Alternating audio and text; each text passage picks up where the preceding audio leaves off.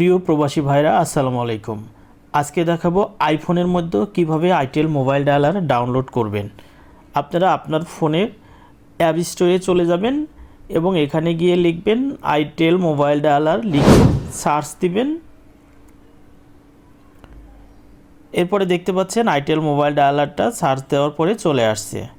এখন আমি এটা ডাউনলোড করে নিব। দেখতে পাচ্ছেন ডাউনলোড হয়ে গেছে। এখন আমাকে ওপেন করতে বলছে, আমি এখানে ওপেন করব। দেন ওপেন করার পরে কিছু পারমিশন চাচ্ছে, আমি কন্টিনিউ দেব এবং কন্টিনিউ দেওয়ার পরে আবার অ্যালাউ দিব। এরপরে দেখতে পাচ্ছেন এখানে এখন অপারেটর কোড চাচ্ছে। আমাদের ওপেন টেলের অপারেটর কোড হচ্ছে 12502। এবার গোতে দিব। দেন দেখতে পাচ্ছেন এরপরে আমার উপরে অপারেটর কোড দেখাচ্ছে এবং ইউজার নেম পাসওয়ার্ড দিতে বলছে। তো আমি এখানে ইউজার নেমটা দিব ওপেনটেল, পাসওয়ার্ড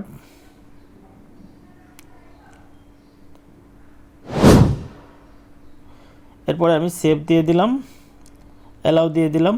দেখেন এখানে ব্যালেন্স শো করছে এবং রেজিস্টার্ড হয়ে গেছে। এখন যদি আমি কল করি সেক্ষেত্রে এই কলটা কিন্তু চলে যাবে।